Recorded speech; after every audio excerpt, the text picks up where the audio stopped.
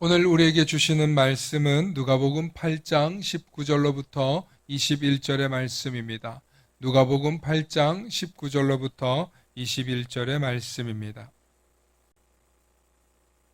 우리 한 목소리로 함께 합독하십니다. 시작. 예수의 어머니와 그 동생들이 왔으나 무리로 인하여 가까이 하지 못하니 어떤 이가 알리되 당신의 어머니와 동생들이 당신을 보려고 밖에 서 있나이다. 예수께서 대답하여 이르시되 내 어머니와 내 동생들은 곧 하나님의 말씀을 듣고 행하는 이 사람들이라 하시니라. 아멘. 오늘 말씀의 제목을 함께 선포해 주시기 바랍니다. 내 어머니와 내 동생들은. 오늘 내 어머니와 내 동생들은, 내 형제들은 이라는 제목으로 말씀 나눌 때 크신 은혜가 있기를 소망합니다.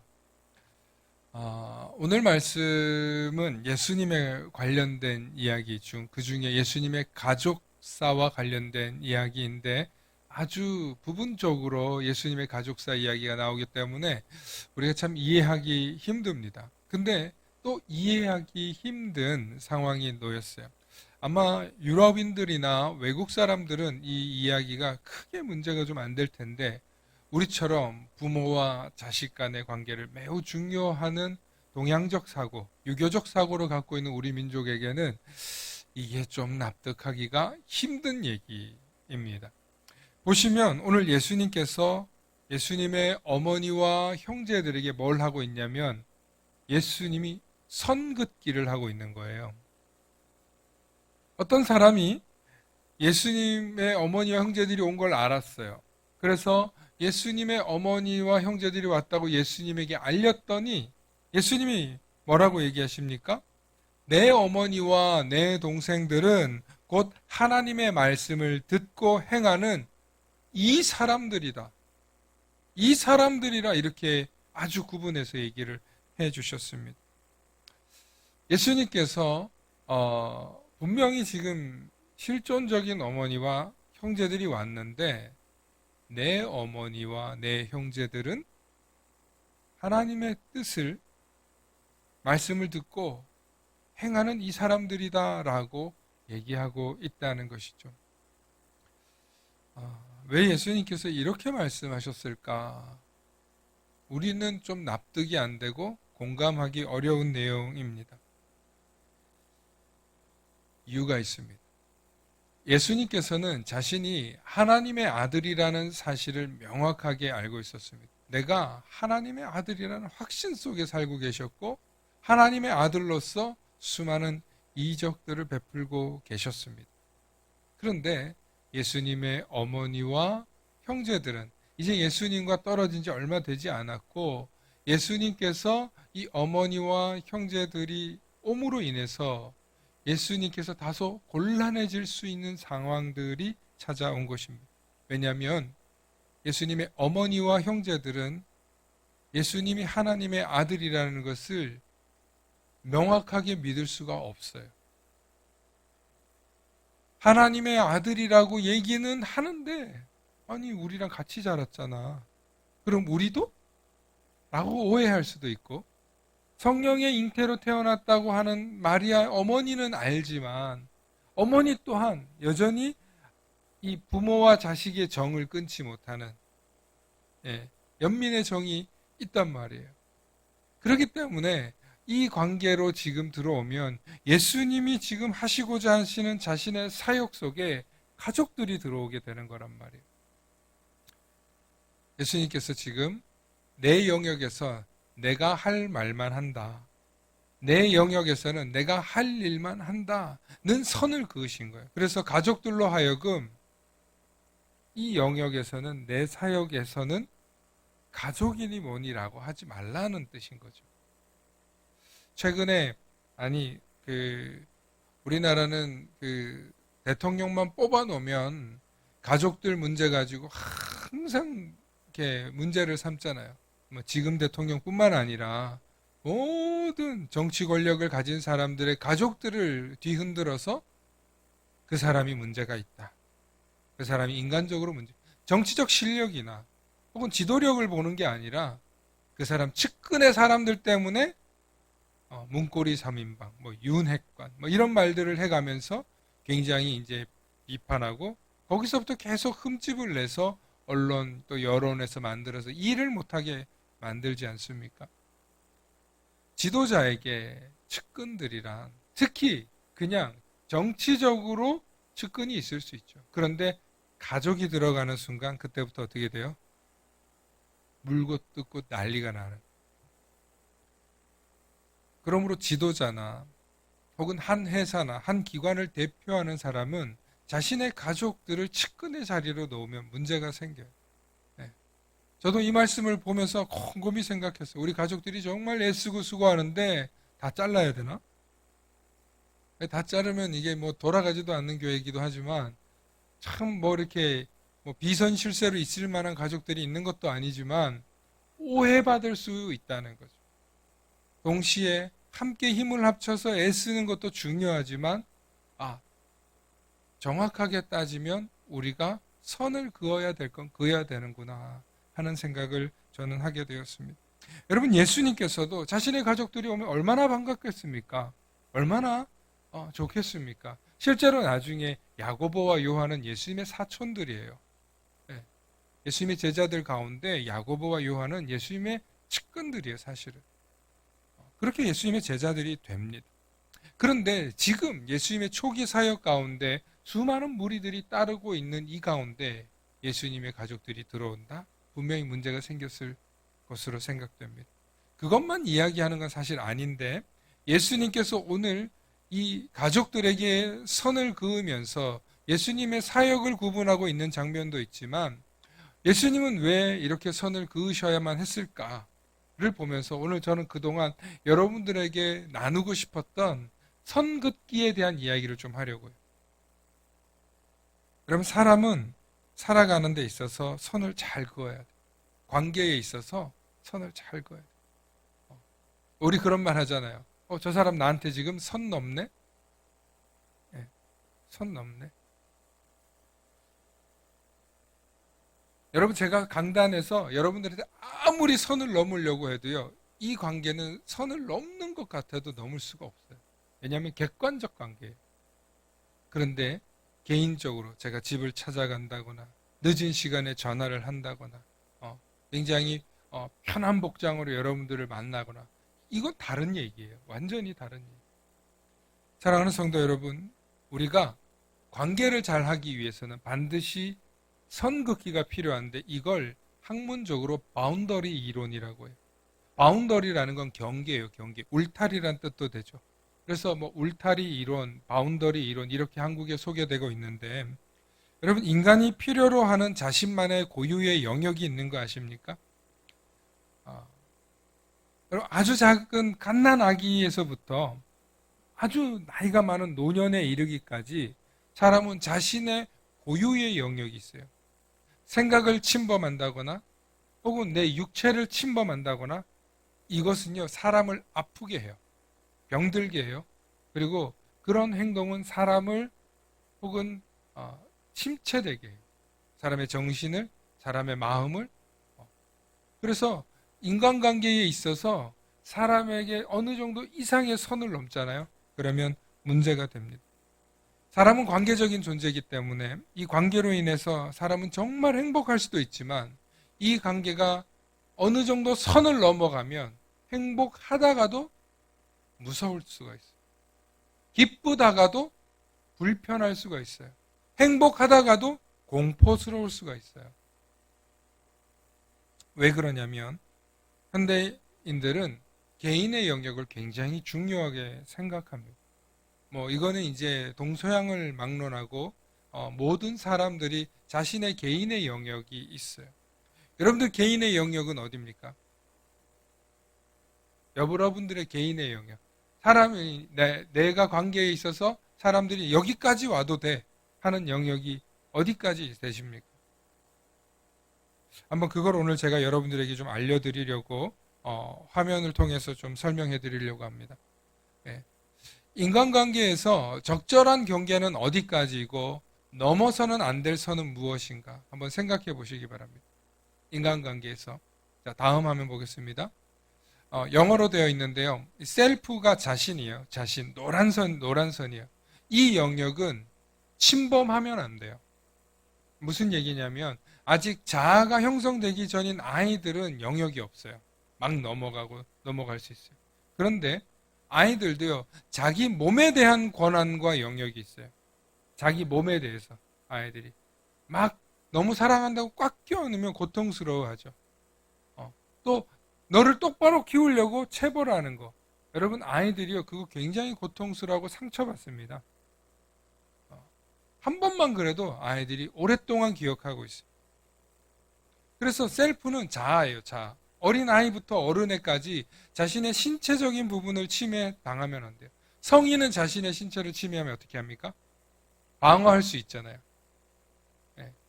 그래서 아이들은 신체 영역에 있어서 침범하면 안 되듯이 사람은 자신의 몸에 대해서는 자신이 보호를 하려고 하는데 정신 부분도 마찬가지예요. 정신. 사람의 정신을 지배해서 사람을 죽게 하는 범죄가 있어요. 그게 뭔지 아세요? 요즘에 많이 이은혜 사건으로 많이 알려졌는데 가스라이팅이라고요. 넌 이런 사람이야. 넌 이러니까 이렇게 살면 안 돼. 넌 내 말을 들어야 돼. 사람을 지시하고 복종하고 내가 너보다 현명하고 지혜로우니까 내 말을 따라야 돼. 다 널 위해서 하는 말이야. 이게 전부 다 가스라이팅이라는 거예요. 혹은 그루밍에 가까운 거예요. 그래서 이 그루밍 범죄나 가스라이팅 같은 게 아직 자아가 건강하지 못하거나 자아가 형성되지 못한 사람들을 그렇게 어릴 때부터 세뇌시키는 거예요. 사실은 종교도 매우 이런 부분에 있어서 주의해야 되는 부분이 있어요. 어느 영역 이상을 넘어서는 안 돼요.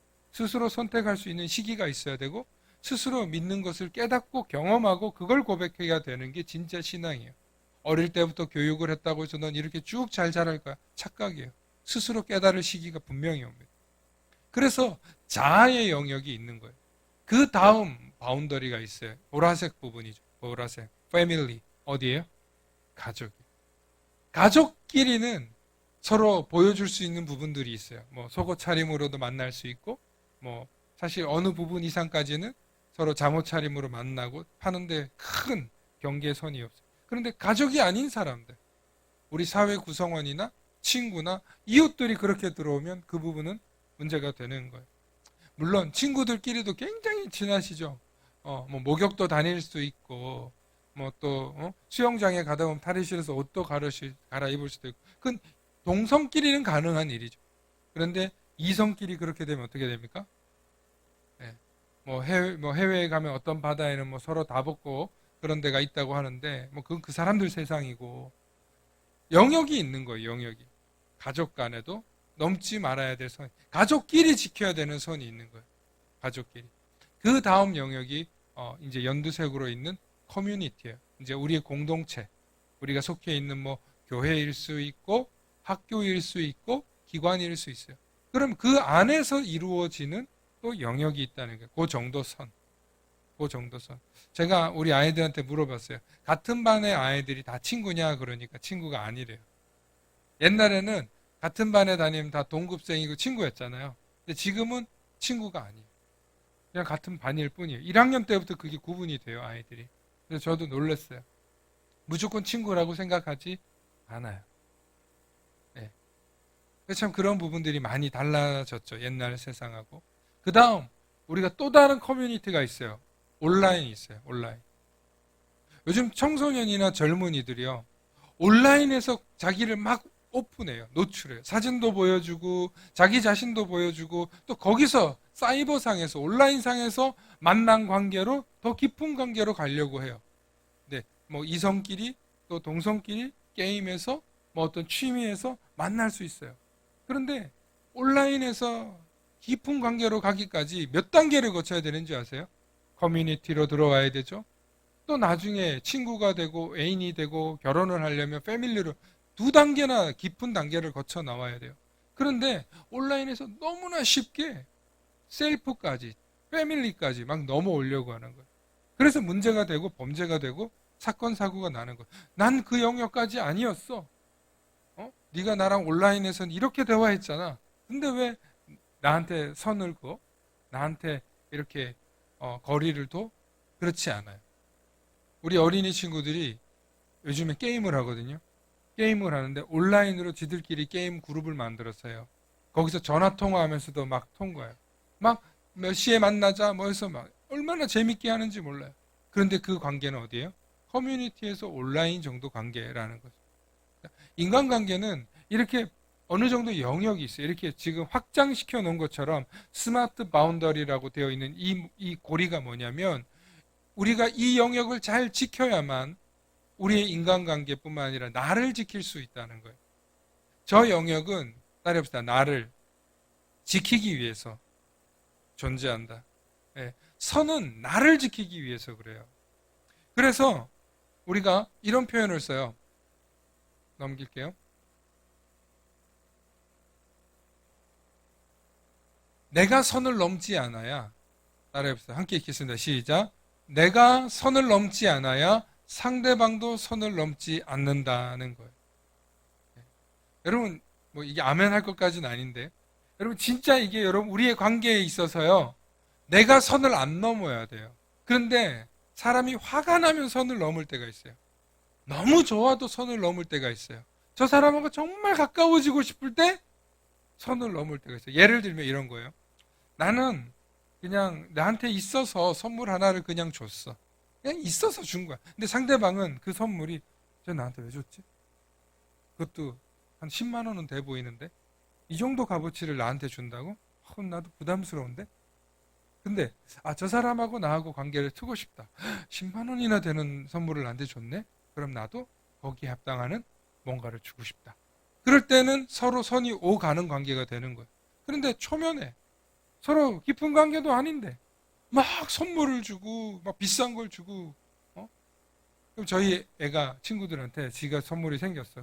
그냥 막 주고 와요. 야, 너 왜 막 주고 왔어? 그러면 그냥 있으니까 줬다는 거예요. 근데 상대방은 그걸 별로 고마워하지 않는 거예요. 별로 달가워하지 않는 거예요. 그냥 있는 거예요. 그럼 나도 그걸 받는데 그냥 받는 게 되는 거죠. 아이들은 아직 그 선이 뭔지 모르기 때문에 그렇죠. 그런데 어른들은 어때요? 이 정도를 받으면 확 부담이 되는 거예요. 와, 고맙다라고 생각하는 정도의 관계가 되려면 굉장히 깊은 관계라는 거예요. 그렇지 않습니까? 마찬가지로 우리가 상대방하고의 관계에서 뭔가를 이렇게 내가 보내고 받고 주고 받는 관계가 되는 것도 선이 있어요. 선이 있어요. 아니 내가 우리 권사님들 내가 너무 막 마음에 들고 한다고 금두꺼비 하나씩 막 주고 그러면 네? 이게 되겠습니까? 가족한테는 안 주면서 이게 문제가 되는 거죠. 지 가족한테도 못하면서 어떻게 남한테는 그렇게 잘하냐 소리 들을 거 아니에요.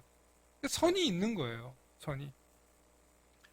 그러므로 오늘 우리가 살아가는 데 있어서 되게 중요해요. 뭘 하기 위해서 그러냐면 따라서 나를 지키기 위해서 그래요. 예.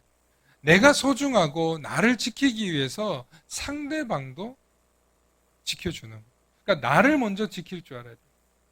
그래서 제가 이 이론들을 공부하는 가운데 배운 책이 있는데 그게 뭐냐면 나는 내가 우선입니다. 라는 책이 있어요.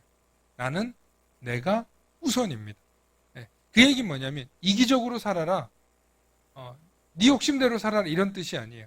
나를 지키기 위해서 나를 우선적으로 보호한 다음에 하라는 거죠. 나를. 그래서 상대방에 따라서 적절한 경계가 어디까지고 넘어선 안 될 선을 파악할 줄 아는 자세가 어디서부터 오냐? 내가 우선이라는 걸 알 때 그렇게 가능해요. 근데 우리 60이 넘으신 우리 권사님, 전도사님 분들은 사실 어릴 때 그 영역을 못 배웠어요. 그냥 맞았고, 그냥 복종해, 까라면 까. 선이 어디 있어? 상사, 윗사람이 선이었어. 네. 힘 있는 사람, 돈 있는 사람, 빽 있는 사람, 그리고 실제로 힘센 사람이, 권력을 가진 사람이 명령하면 들었어야 돼요. 근데 지금은요, 그 사람들이 그 영역을 개인의 인권을 침해하고 넘어온다? 바로 어떻게 할 수 있습니까?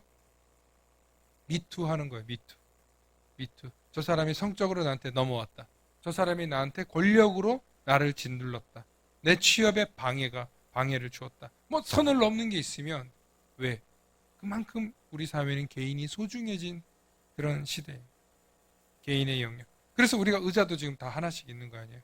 네, 장의자 놓는 것보다 개인 의자가 훨씬 좋대요. 네. 왜? 내가 보호받을 수 있고 내 영역이니까 적어도 그 부분만큼은. 그러므로 우리가 살아가는 관계에 있어서 바운더리가 건강해야 돼요. 내가 소중해야 돼. 그러면 우리의 성향이 있어요. 사람이 다 똑같지 않아요. 다음 좀 잠깐 보겠습니다. 네. 네. 자, 보면 바운더리가 건강한 사람이 있는데 아래로 보면은 관계, 밑에 아래로 보면 여기 관계 교류가 있어요. 관계를 굉장히 억제하지 않고 막 만나니까 개방적이고 사람은 친화적인 사람은 오른쪽으로 좀 가요. 그 다음에 나는 좀 관계를 막 사귀는 게 어려워. 좀 내성적이고 좀 억제하는 사람이 있어요. 아래로 이렇게. 그 다음에 자신이에요. 자신. 자아예요. 자아. 자아 분화는 자아가 굉장히 이렇게 강하게 되어 있어요. 자아가 굉장히 강해요. 내가 누군지도 알고 내가 뭘 좋아하는지 알고 강한 사람이에요. 근데 아직 미분화가 있어요. 어리고 아직 어린 아이들. 혹은 자아가 보호받지 못해서 그냥 누가 한 말만 그냥 막 따르는 사람 있잖아요. 어른인데도 어른 같지 않은 사람들. 그러니까 이게 미분화됐다는 거거든요. 너무 과분화돼도 문제고 너무 미분화돼도 문제예요. 여러분 자아가 너무 센 사람 친구가 없잖아요. 또 자아가 너무 세면 사람들이 싫어요. 그래서 여기서 보면 자아가 너무 센 사람은 관계는 억제되면서 방어형이 되는 거예요. 방어형이 되는 거예요. 사실 목회자인 저 같은 사람이 이쪽이 될 가능성이 되게 높아요. 관계를 되게 확장해야 되는데 억제 쪽으로 가면서 방어형이 될 수 있어요. 반대로 관계는 너무 넓으면서 자아가 강하단 말이에요. 목회자들은 분명히 굉장히 지배형이 될 수 있어요. 이것도 건강하지 않아요. 그래서 너무 지배하려고 하는 그런 리더십을 발휘한다? 그것도 사실은 문제가 돼요. 또 이게 자아가 강하면서 관계가 많으니까 막 돌보고 싶은 사람들이 많아져. 예, 이것도 될 수 있어요. 저도. 예. 그러니까 저는 이 끝으로 이 방어형, 지배형, 돌봄형인데 이쪽이 강한 성향의 사람이죠. 여러분들은 어떤 사람들인 것 같아요? 여러분들 한번 생각해 보세요.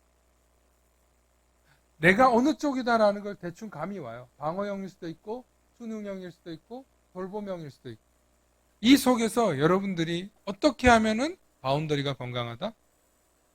내가 관계에 너무 탈진했어. 그럼 어디로 가야 돼요?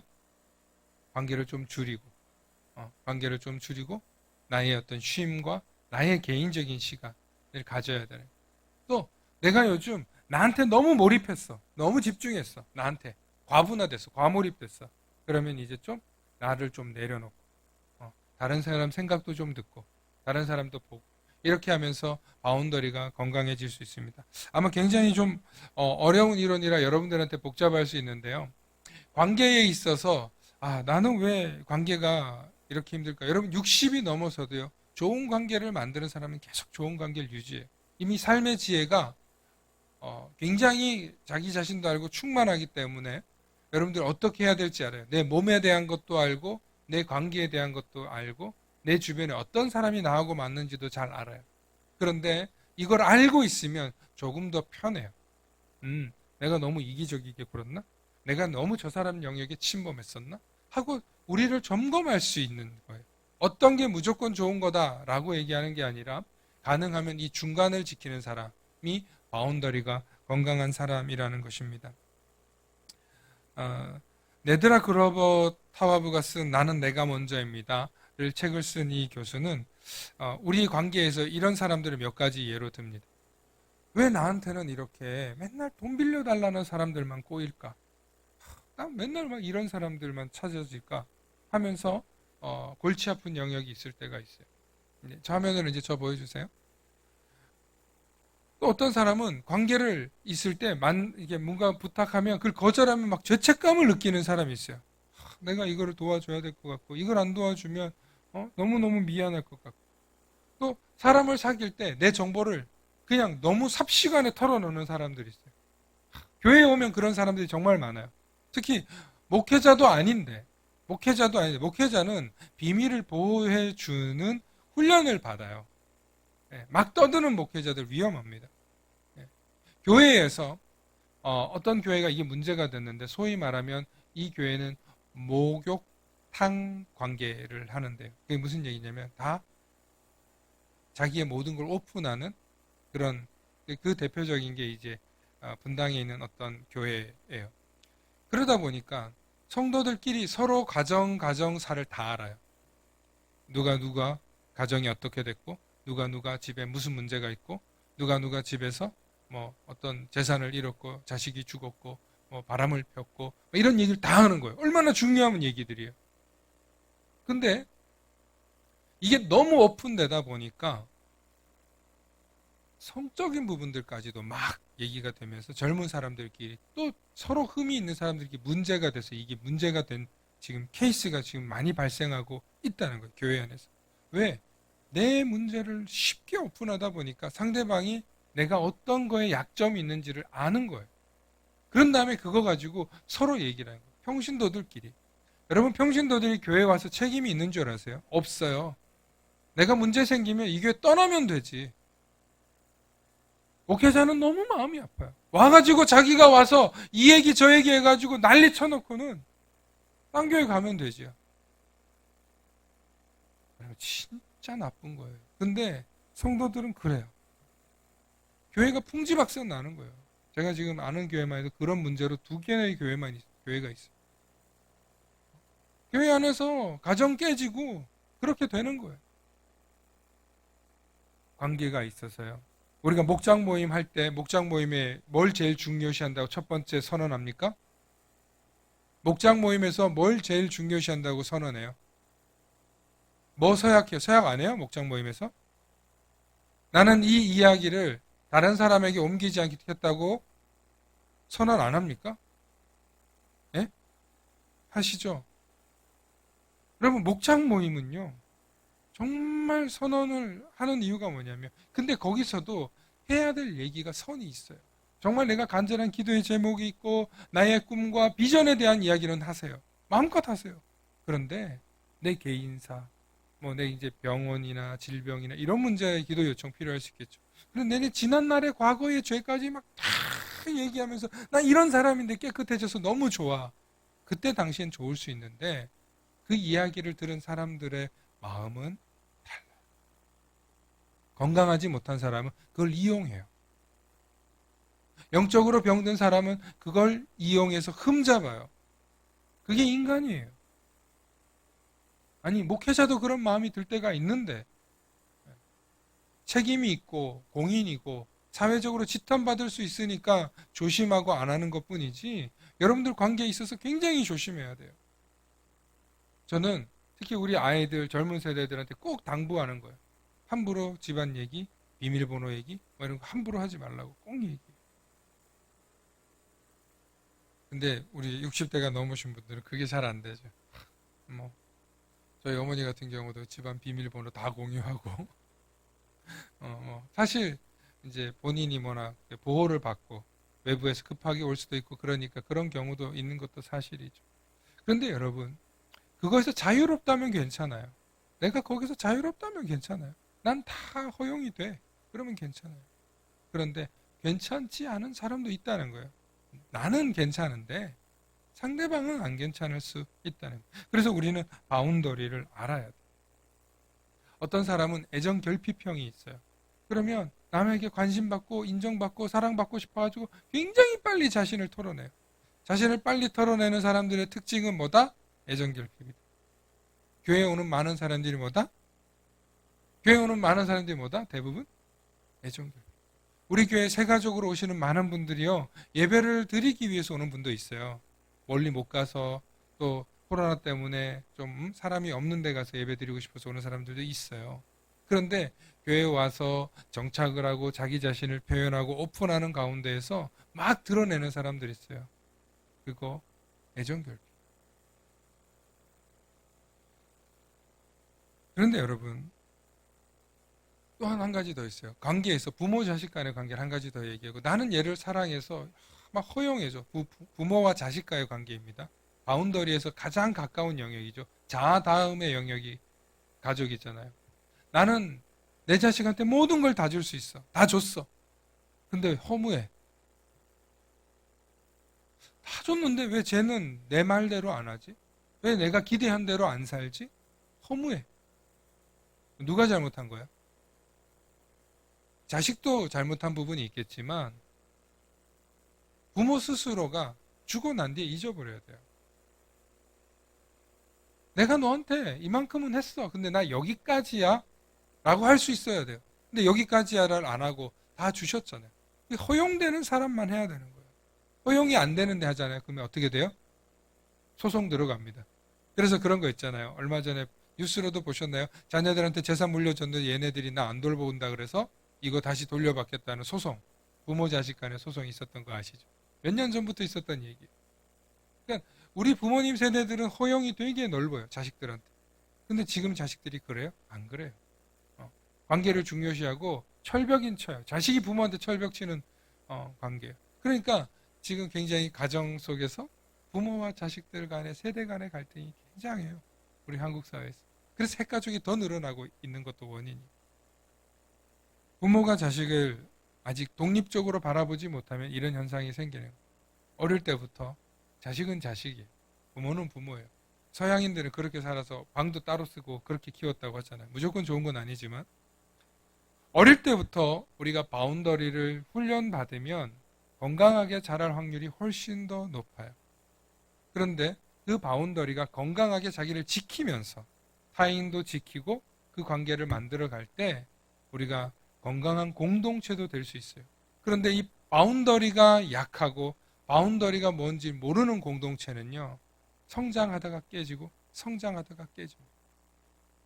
그래서 제가 이거를 목회자들하고 공부하고 연구를 했던 거예요. 그래서 언젠가 성도님들에게도 왜 나는 관계가 이렇게 자꾸 실패할까? 좋은 관계를 맺다가도 한 3년 정도 지나가면 자꾸 깨질까? 그게 다 바운더리 때문에 그래요. 그런 게 더 나중에 필요할 때 제가 전문적으로 몇 주 동안 강의하도록 하겠습니다. 오늘 예수님께서는 가족들에게 선을 그으셨어요. 예수님이 선을 그으신 본뜻은 뭐냐면 정말 예수님의 모든 목표, 모든 방향, 모든 목적이 하나님의 뜻을 알고 그 뜻대로 행하기를 바라기 때문이에요. 저와 여러분들은 오늘 예수님의 패밀리가 되었다고 믿고 있어요. 그렇지 않습니까? 우리는 모두 예수 그리스도 안에서 한 가족이다. 예수님의 가족이다. 우리는 이렇게 고백합니다. 근데 실제적으로 피가 섞였어요, 안 섞였어요? 네, 그건 과학적으로 알 수가 없습니다. 고대에서부터 내려왔기 때문에 피가 막 올라가면 뭐 크게 4개에서 16개 정도의 피가 있대요. 예. 그러니까 우리는 섞였을 가능성도 있다는 거예요. 과학적 이론으로 보면. 우리 대한민국 사람들이 단일 민족일까요? 한민족이라고는 하는데 단일 민족 순수 혈통일까요? 아니면 혼합 혈통일까요? 유럽보다 더 혼합이랍니다. 그래서 똑똑하고 그래서 미인 잘생긴 사람, 키 큰 사람도 많은 거래요. 아시아에서 우리나라가 2위예요, 키가. 평균 키가, 남녀 피가 2위예요. 어마어마하게 큰 거예요. 우리는 순수 혈통 강조하고 뭐 이러는데 그렇지 않아요. 중요한 건 우리 안에서 예수님께서 우리의 모든 삶의 영역에 하나님의 뜻이 이루어지길 바란다는 거예요. 그 뜻을 행하는 사람이 하나님의 가족, 패밀리가 되길 원하신다는 거예요. 오늘 교회 공동체에 와서 우리가 하나님의 뜻을 생각하고 갔다면 우리는 예수 그리스도가 말씀하신 패밀리가 맞아요. 그런데 교회에 와서 내 생각, 내 얘기, 내 것만 하고 갔다면 우리는 아직 가족이 아닌 거예요. 하나님은 예수 그리스도를 통해서 이 땅에 하나님의 뜻이 무엇인가를 보여주려고 오셨는데 예수님이 실천하신 하나님의 뜻을 한 가지 단어로 얘기하면 뭐였어요? 사랑이잖아요. 그래서 예수님께서는 너희가 서로 사랑하면 내 종이 아니고 내 형제고 아버지의 아들이다 라고 얘기했습니다. 오늘 사랑하는 성도 여러분, 예수님이 얘기하신 이 사랑이 그렇게 쉬운 얘기 같지만 해보면 그렇게 어렵잖아요. 가족 간에 사랑하기도 너무 어렵고 부모가 자식을 사랑하고 자식이 부모를 사랑하는 것도 너무 어렵고 부부 간에 사랑한다는 건 더 3년의 유효기간이 지나면 더 어렵고 그럼에도 불구하고 우리가 관념론적으로 알고 있는 이 사랑이 아니라 예수님께서 보여주신 이 사랑을 실천하기 위해서 저와 여러분들은 말씀을 붙들어야 되는 거예요. 예수님을 바라봐야 되는 거예요. 예수님의 십자가가 내 삶 속에 있음을 인정하고 나아가야 돼요. 그럴 때 하나님의 뜻도 이룰 수 있고 하나님의 뜻을 행동으로 나타낼 수 있는 줄로 믿습니다. 오직 하나님의 나라를 경험할 수 있는 비결, 하나님의 나라를 우리가 맛볼 수 있는 비결, 예수 그리스도가 가르쳐 주신 사랑 안에 있습니다. 지난 주일에 제가 말씀드렸죠. 우리가 예수를 소유한 자, 하나님 나라를 소유한 자가 천국 백성이고 천국을 살고 있다고 말씀드렸습니다. 하나님 나라를 소유하고 예수님을 소유한 사람은 예수님 말씀하신 서로 사랑하는 존재입니다. 우리가 서로 사랑하지만 서로 사랑하기 때문에 막 선을 넘는 게 아니라 서로 사랑하기 때문에 나의 손도 지키고 상대방의 손도 지킬 수 있는 그런 우리 만나교회 성도님들 되시길 소망합니다. 함께 기도하시겠습니다. 사랑과 은혜가 충만하신 아버지 하나님 참으로 감사합니다. 하나님, 우리는 천국 백성이요 하나님의 자녀됨을 고백합니다. 그러나 우리가 하나님의 자녀라고 고백하고 예수 그리스도를 믿는다고 고백하며 예수 그리스도를 소유하는 자로 살아가길 원한다고 고백하면서도 하나님, 우리는 때로는 우리의 영역 속에서 벗어나지 못할 때가 있음을 고백합니다. 하나님, 내 영역 속에서 갇힌 자가 되는 것이 아니라 내 영역을 잘 지켜주시는 분도 하나님이심을 깨닫게 해주시고 나의 모든 영역 속에서 나를 잘 지키고 하나님의 보호 아래에서 나의 울타리를 잘 지키고 보호하면서 나만 존중받고 나만 지키는 것이 아니라 상대방도 존중하고 상대방도 지킬 수 있는 그런 믿음의 백성들, 지혜로운 그리스도인들, 아름다운 인간관계를 만들어갈 수 있는 우리 모든 성도님들 되도록 축복하여 주시옵소서. 감사드리며 우리 주 예수 그리스도 이름 받들어 간절히 기도 올리옵나이다. 아멘.